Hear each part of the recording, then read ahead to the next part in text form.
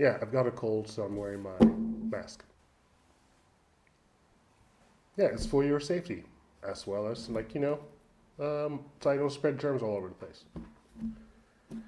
I want to talk about Jeff Bridges. I just saw Jeff Bridges on Kimmel. You've also done a beautiful job of documenting much of your life with, what's the camera that you use? It's called a wide lux. The wide lux. And it's a Japanese panning camera, so it's kind of a cross between a still camera and a movie camera in that the lens actually moves. The lens moves and takes a shot. Yeah. In the same way you might take your iPhone and move it on it. Well, it's a little different. It's better than the iPhone. It's better than the iPhone. Because the iPhone can't do some of the stuff that this does. What really fascinated me about this was not Jeff Bridges coming as an actor, but coming as a photographer, because he was promoting his new book, My Life in Pictures, Volume 2, I believe that's the title. And I love his photography. I love his photographic work, his eye. I love the fact that he's been working with the same camera over the last 3 decades or so, working on the same personal project, which is essentially just documenting his life on film sets and his life in general. Now, see, your iPhone can't do that kind of thing. No, for sure not. Is this a selfie? That is what they call a selfie. I was doing these selfies long before there was even that term. The camera lends itself so well to that. And I just really love the guy. And you can really, his enthusiasm is infectious when you see him talking about the camera, talking about how to put it in. There's little things. I'm just talking about like the f-stop. Oh, you have the camera here? I have the camera and I'm all... Oh, it's compact. Now, look, this is the thing here. Look Wow. at this thing. Let's see if it's in cock. Wow, it looks like binoculars. It's weird. And see how the lens kind of twists Oh. like that. Is it motorized? Do you do that? No, it's just with your fingers. And Wow. you gotta get here to F11. The thing about these cameras here, especially this one, you don't know what's gonna come out. Right, yeah. Because they break all the time. Right. I don't know exactly what my f-stop is here, but we're gonna just jam that. Now, here's the I'll ask the band. What's the f-stop here, guys? not. Oh, they don't know. No. He knows no one else might understand, but other photographers will get it and stuff. I mean, Jimmy Kimmel asked the band if they could find out what the f-stop is. I just thought that was a nice gag. It kind of got me thinking about the idea of the actor-photographer. I'm fascinated with this concept. Not necessarily just about actors. I mean, obviously everyone takes photographs, right? But the ones who actually make some sort of career about it as well, or who actually are known for that. So I guess one of the most obvious examples that comes to mind is Jason Lee, who actually doesn't act anymore, or at least not full-time, but he's kind of a photographer full-time. He's released books, and he's doing landscape photos on large formats, and really interesting work. And actors like Adam Goldberg, people like Jennifer Beals, people like Anton Yelchin used to shoot loads of film photos as well.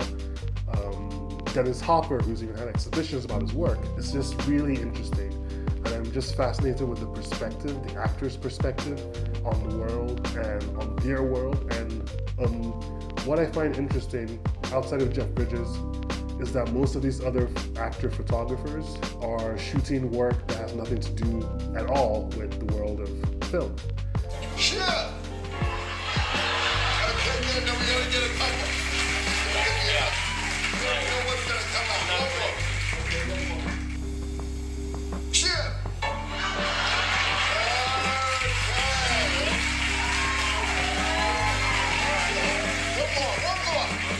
more. It's gonna be the best one. Shit! That's how he does it. I just really like this idea of the scope that they have, being so used to being in front of the camera and then now taking up a camera themselves and using it in a different way to what they're kind of normally, what their day-to-day is like on movies. Not the same as like an actor deciding to become a director. It's not the same as a director taking photographs like Ryan Johnson, for instance, or Barry Jenkins. And I just really find it interesting. And of course, most of them are from the generation where film was the only option and digital was not so great.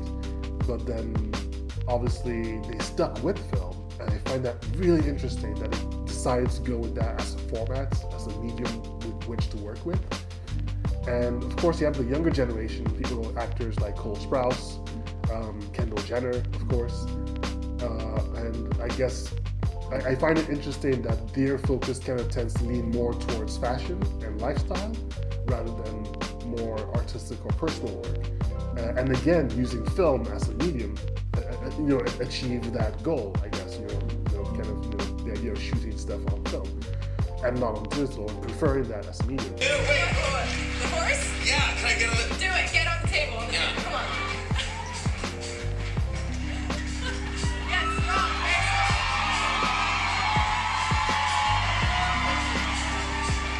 Amazing. If you have to develop it first, I thought it'd be kind of fun if we do take one of these. Let's do it. This is called an iPhone,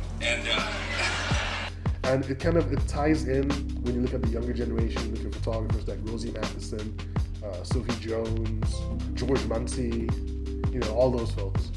Willem Verbeek, who's doing lots of fashion type work and portraiture and shooting on film, and how young people are finding film again. For me, there's a really strong link between filmmaking and photography. Because I'm a very visual filmmaker, visual director, visual writer. When I'm writing my scripts, I kind of tend to be very visual about it as well. There's an intrinsic link, and for me, they're kind of interconnected. They kind of like coexist in a way.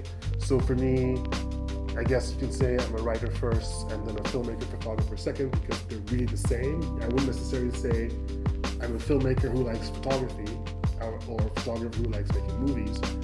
I see them both as the same part of my creative being, if that makes sense. Look at how Jeff Bridges is kind of like directing Kimmel to do that shot.